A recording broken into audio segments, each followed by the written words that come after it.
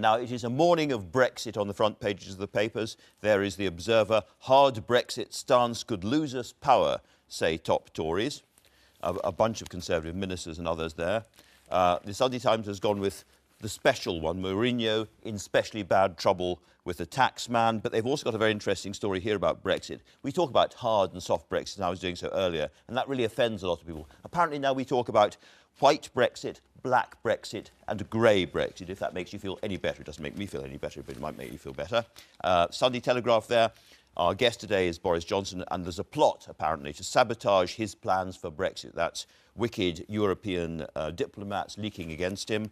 And finally, a hilarious story here on the Mail on Sunday. Panic in number 10 over cabinet Brexit leaks. And how do we know that? Because the panicked memo talking about leaks has itself been leaked in great detail. And we'll talk about that in a moment. But let's start, I think, with you and Anushka.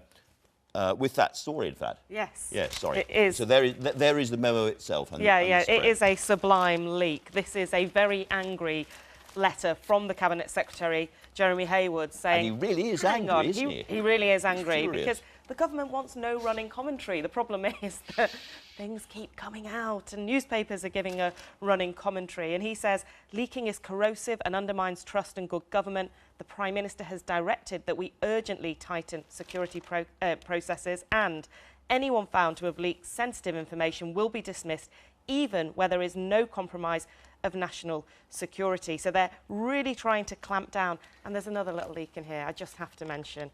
Don't call him Boris. There is another leak. That's right. It's fascinating, this. We're not allowed to call Boris Johnson Boris because it undermines his authority as Foreign Secretary. Yeah, that's what they've said to ministers. They need to banish his cabinet clown reputation. Apparently jokes even by the Prime Minister have, undermined him and made his job possible. But funnily enough, the Minister and Ian Duncan Smith, the former Cabinet Minister, quoted straight after this, both refer to him as Boris. Very good. And Theresa May's so-called joke about the Foreign Secretary wasn't that funny. She's compared him to a dog that might need to be put down, which if I was him, I'd feel quite tart about. Very unhilarious way to treat a colleague, isn't it? But they're obviously in a considerable mess. First of all, they have a huge leak inquiry about the fact that what's being leaked is that they don't know what to do, and they haven't actually got a plan. And it all sounds terribly John Major-ish, doesn't it? There's this petulant Cohen's hotline tone about it, of a government that is really so much worried about its own internal affairs and completely out of control of what's really going on. Peter, as a columnist of forthright black and white views, how do you feel about calling it grey Brexit? I refuse to use the word, which, as I say, always makes me think of a rather nasty laxative breakfast cereal. But and adding grey to it doesn't make it any better. Here is the introduction of the term in the Sunday Times this morning. A fascinating story about all the various options which are being considered. Allegedly, the government actually believes that it could walk away from negotiations. That's the so-called black Brexit. And then there's a white Brexit, which is everything Theresa May could possibly want: free movement of capital, no free movement of people. Well, maybe. And then there's grey Brexit, which is David Davis's thing, somewhere in between. Very interesting the way that David Davis is emerging in this as the person who can get away with doing things. And this is the point is made here. He can say that we might pay a contribution to the EU and doesn't get slapped down, whereas the other supposed Brexit ministers are being slapped down all the time. And indeed, there's a story in here that Liam Fox was at one stage allegedly locked in the lavatory. Not the lavatory, I do apologise, locked in his bedroom to prevent him speaking out during a trip to India. He denies it, I have to say, ferociously. But this is an extraordinary moment when we've got, again, this infuriating phrase, no running commentary. The Prime Minister has said, Andrew, there will be no running commentary again and again and again. But now these people seem to be licensed, and they seem to be moving towards a more complicated and a slightly softer form of Brexit, perhaps, than we expected. Well, David Davis is a much more cunning and experienced politician than most of these people involved. You have to remember he was a Maastricht whip in prehistory and was also a very effective committee chairman. He understands the ins and outs of politics, and I would imagine that Theresa May has realised she can probably rely on him to get some sort of respectable deal more than any of the others involved. Very interesting. Now, we mentioned the Italian referendum, Christina Lamb, and that is going to be the big story again by this evening. Renzi, the Prime Minister, who's been called the kind of Italian Blair, is in deep, deep trouble, isn't he? Yes, he is. I mean, following on from Brexit and Trump, this is, aren't we seeing the rise of more global populism movements. And Renzi has called this referendum. And I was in Italy a couple of weeks ago and I was watching the adverts for it, and it's the most complicated question. It's a 54-word question. It's all to do with reducing the powers of the Senate.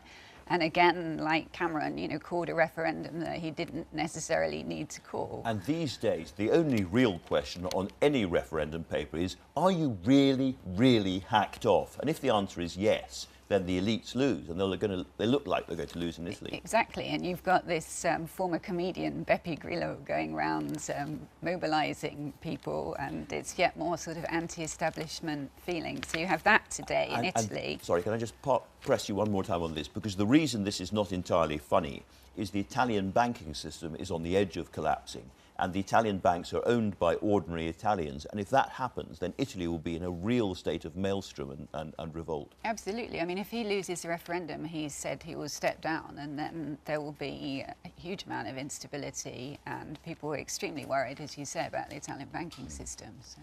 And we've also got Austria as well, coming up, the Austrian presidential election. And Norbert Hofer leads a party which was founded by Nazis. Exactly, and which not that long ago was praising Hitler's labour policies. So people are very worried about that. This is a rerun of the elections that were held in June, and he lost then by, I think, about 30,000 votes. So at the moment, the polls are looking very close. But, you know, each time we keep seeing these elections and the unwanted or unexpected thing happens. Anushka, I mentioned the Boris Johnson story on the front page of the Sunday Telegraph. Perhaps you could talk a little bit more about that. This is the story we saw developing over the week of Boris Johnson allegedly saying that he was in favour of free movement at private meetings of diplomats. And this appears to be a smear. Well, that's what he thinks. Let's call him Foreign Secretary Johnson from now on, along the lines with the memo. But essentially, 4 ambassadors speaking anonymously suggested that he had made an argument in favour of free movement. He reacted very angrily to that. And what the Sunday Telegraph has here is a couple of people who were present there essentially saying, no, no, no, he didn't say anything controversial. He made his normal argument. Now, that argument, he says, and has said since, is to say he's in favour of immigration, but he does believe there needs to be controls. And I suppose the argument is that in line with him saying he's personally in favour of free movement, which is what the ambassadors have said? Yes, free movement means no control, so that is different, I guess. And we'll be talking to him about that, I'm sure, very shortly, but also about Syria. Christina, you've got another story, because that's the other awful thing going on in front of our TV screens. Well, I thought it would be only fair if I mentioned Christina's story, because it's... I see. Probably she's too modest to mention herself. Describing the misery of Aleppo, which is considerable in eastern Aleppo. But to me, the extraordinary thing about this is the attitude we have towards it, is that we still take a something must be done view of Aleppo, when in fact what's happening is that the very, very nasty al-Nusra Front, the kind of people who a few years ago we were denouncing as Al-Qaeda and regarding as hopelessly impossible Islamists, are being defeated. And that city is finally going to come to the point where there will at least be peace. The only mercy in war is a swift victory, and there hasn't been a swift victory. But after nearly seven years of war in Syria, it looks as if we might be reaching the point where Saudi Arabia and us and the French and the Americans are going to give up trying to overthrow a government, and people can at last begin to rebuild the country. And do you think there is a realpolitik case for saying that it's been a hideous war, the Russians and Assad have behaved hideously, but actually it's better for this thing to finish? They haven't behaved any more hideously than we or our allies have behaved in Fallujah or now in Mosul. Oh, come on, they have behaved. I mean, you've got people trapped in eastern Aleppo as we sit here, 300,000 people there, that are being bombed every day. They've bombed the hospitals, now they've bombed the schools. Well, our sources for this are people inside eastern Aleppo. There hasn't, as far as I know, been a single independent Western journalist in eastern Aleppo. We rely entirely on propaganda sources, on pictures which always show wounded children being carried by noble unarmed men in heaps of rubble, and we rely on this and we take it as read. You never see any of this kind of reporting from Mosul or from Fallujah.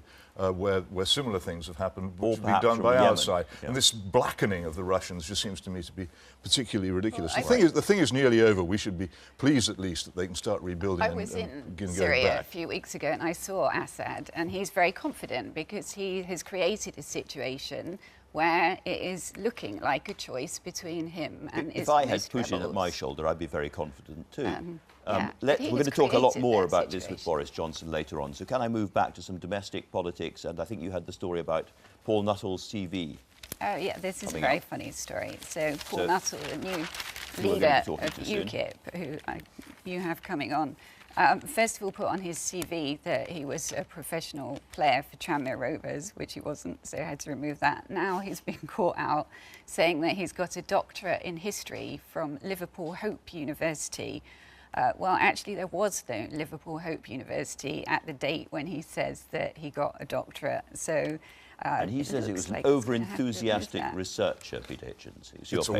always, that's always it, isn't it? Over-enthusiastic researchers or press officers have put these things out, which is, of course, no doubt the case. Finally, Asthana, you've got a story about the great women of Fleet Street. But before we come to that, I just want to ask you about the Richmond by-election, because this was an extraordinary by-election, in a sense, for the Labour Party, where they got fewer votes than they have members in the constituency. The worst performance, I think, since 1909 in London for Labour. To what extent do you think this is going to provoke a kind of rethinking, and let's talk about a realignment of the progressive, so-called, or the anti-Brexit forces in British politics? Well, there were a number of people in the Labour Party who were calling for the party not to put up anyone against the Lib Dems in Richmond. They want to form this progressive alliance, but I spoke to some of the MPs who made those calls, and they got a really hard time from colleagues in the Labour Party who want nothing Don't want to deal with the to Lib do with Dems. it. And to some extent, you can say there are voters who would say, actually, we don't like the Lib Dems any more than the Conservatives. But what happened in Richmond was that they went back to a tactic they've used before. They massively squeezed the Labour vote, and they managed to win, which is a warning both to the Tories, because Tory Remainers were peeled away, but also to Labour, because they're worrying a lot about UKIP, but they've got a very, very large number of voters on They the now other have to end of their have to look tail. in two directions at once. That is sadly all we've got time for. Thank you all very much indeed.